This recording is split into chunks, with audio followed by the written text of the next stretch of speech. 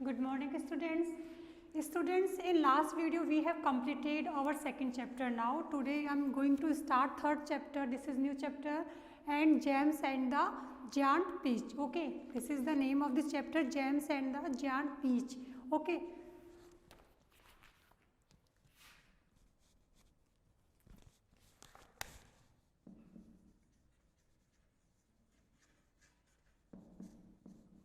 Students, okay.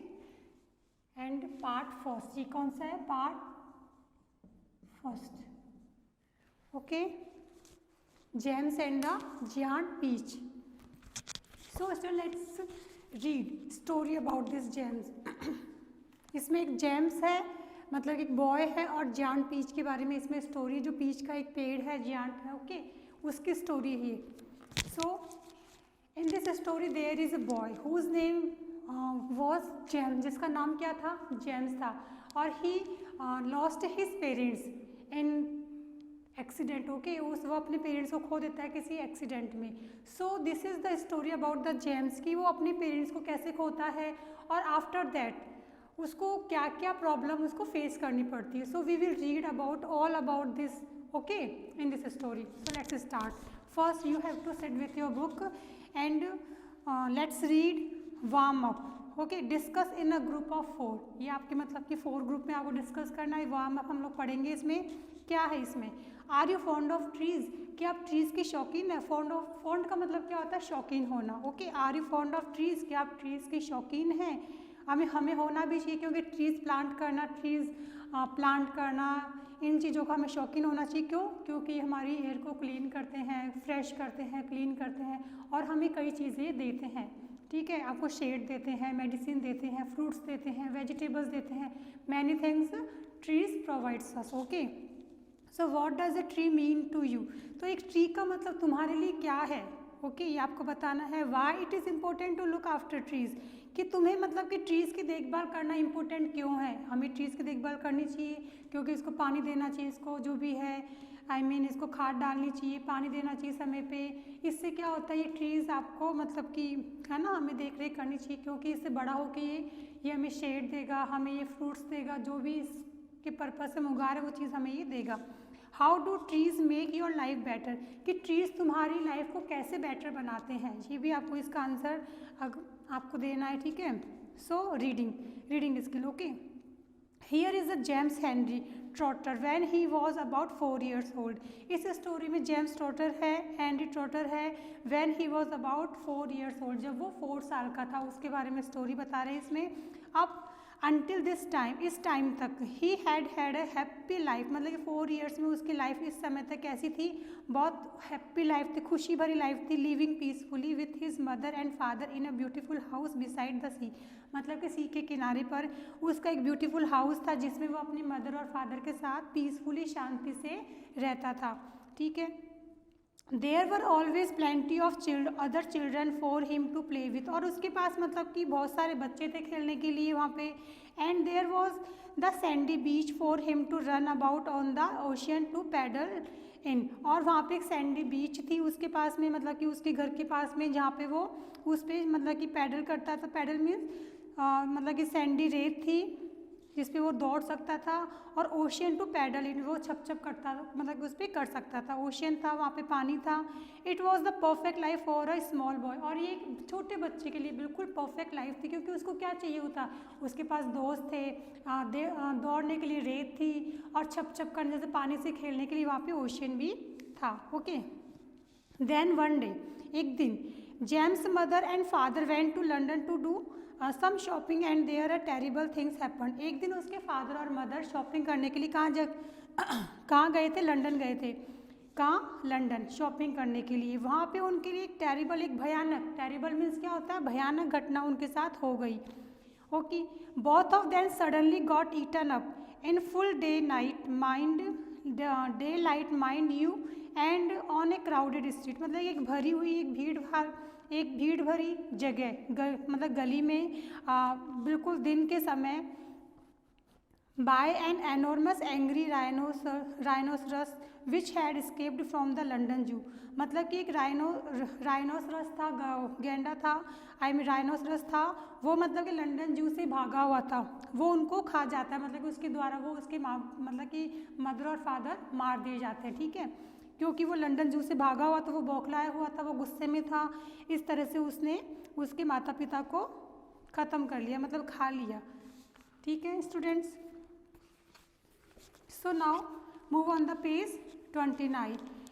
Now this as you can well imagine, इसको आप मतलब कि इस समय आप इमेजिन कर सकते हो कि कैसा मतलब कि was a rather nasty experience for two such gentle parents, कि आप इमेजिन कर सकते हो कि कितना बैड एक्सपीरियंस, नेस्टी एक्सपीरियंस मीन्स क्या होता है, बिल्कुल बैड एक्सपीरियंस, कि कितना बैड एक्सपीरियंस था उन टू सच जेंटल पेरेंट्स, कि उनके अच्छे माता पिता के लिए कितना बैड एक्सपीरियंस था कि उसको वो मतलब कि खा जाता है इस तरह से।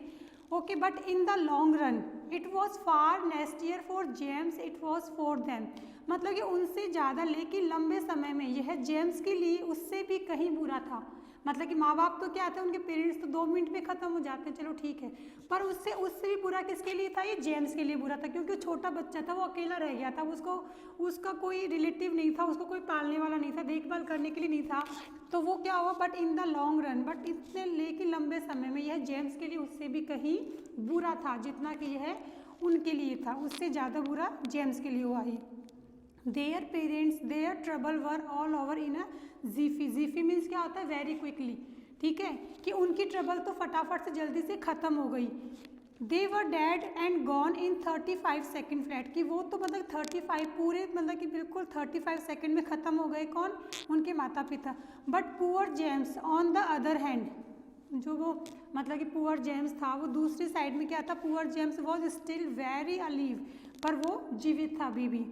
Okay, and all at once he found himself alone and frightened in a vast unfriendly world, और इस वर्ल्ड में मतलब कि इस बिल्कुल अनजाने वर्ल्ड में और इतने बड़े से मतलब वर्ल्ड में, अनजाने वर्ल्ड में वो बिल्कुल अपने आप को बिल्कुल अकेला महसूस कर रहा था। The lovely house by the seaside had to be sold immediately, उसका जो प्यारा सा घर था वो भी मतलब कि जल्दी ही सेल कर दिया गया। And the little boy carrying nothing but A small suitcase containing a pair of pajama and a toothbrush was sent away to live with his 2 aunts। But उसके साथ मतलब कि उस जो घर से उसको केवल मतलब कुछ भी चीज़ नहीं मिली, केवल एक सूटकेस के अलावा उसमें क्या था, एक पेयर ऑफ पजामाज, मतलब कि उसमें पजामाज थे, एक पेयर ऑफ पजामाज था, और एंड टूथब्रश थी, एक छोटी सी एक टूथब्रश थी, and was sent away to live with his 2 aunts, और वो एक मतलब कि अपनी जो दूर की रिलेशन वाली उसकी आंट थी उनके पास वो भेज दिया गया रहने के लिए।